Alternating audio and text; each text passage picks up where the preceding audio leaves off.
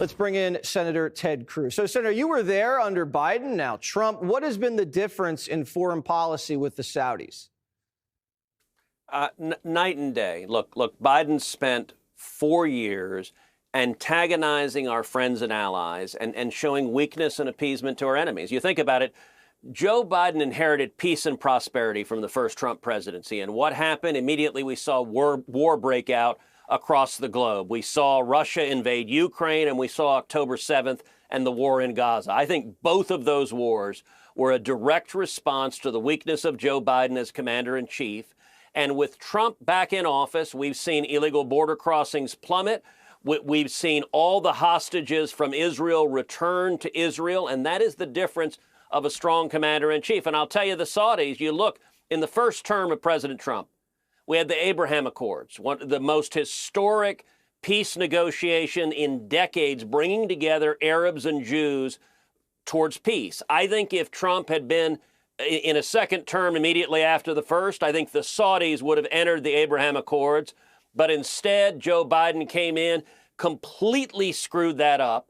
And I'll tell you what I take from the meeting today. I have not yet heard the precise details of what's discussed, but I'm going to make a prediction, Jesse, that within the next year, I believe the Saudis will enter the Abraham Accords. And you want to talk about taking a massive step forward for peace in the Middle East, expanding the Abraham Accords to bring together Arabs and Jews.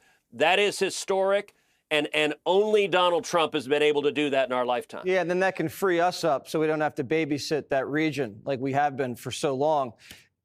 Things are going pretty well with the foreign policy of this administration, but you have Democrats, some of your colleagues, telling CIA agents, telling Army officers, telling people in the Navy to disobey the commander-in-chief. What's that?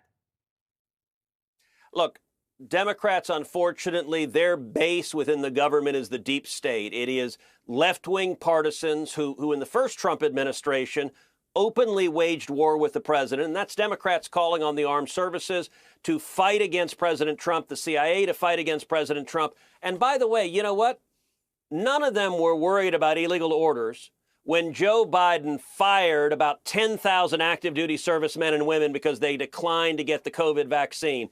None of the Democrats were worried about illegal orders when Joe Biden fired FBI agents and Border Patrol agents and prosecutors because they declined to get the COVID vaccine. By the way, none of them were worried about illegal orders when Joe Biden pretended to give away $1 trillion of federal government money, claiming to forgive student loans. By the way, the Supreme Court threw that out, said the president has no authority to do that. Supreme Court also threw out Biden's illegal vaccine mandates, and yet the Democrats didn't care about rule of law then. Now they're mad because President Trump is succeeding. They're mad because the border is secured. They're mad because peace is breaking out worldwide. They're mad because the enemies of America are losing.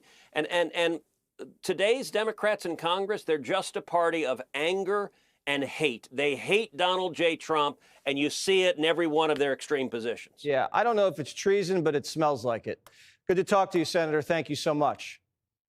Hey, Sean Hannity here. Hey, click here to subscribe to Fox News YouTube page and catch our hottest interviews and most compelling analysis. You will not get it anywhere else. धुंध से ढके जंगल, हवा में गूंजती चीखें और शाखाओं पर कूदते दौड़ते वो प्राणी जिन्हें इंसान आज तक ठीक से समझ नहीं पाया। हमारी कहानी किसी शहर, किसी साम्राज्य या किसी राजा से शुरू नहीं होती।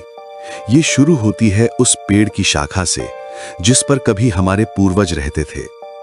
एक ऐसे पल से जब एक जीव ने पहली बार पेड़ से नीचे उतरने की हिम्मत की और उस एक कदम ने पूरी मानव सभ्यता का भविष्य बदल दिया।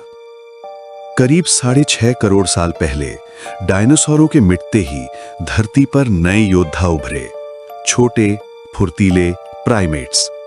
इनकी आंखें रात में भी चमकती थीं, इनके हाथ हर चीज को पकड़ सकते थे और इनके लिए पूरा जंगल एक खेल का मैदान था। ये झुंड में रहते, छलांगे लगाते और शिकारी से बचने के लिए ऊंची से ऊंची शाखाओं पर चढ़ जाते।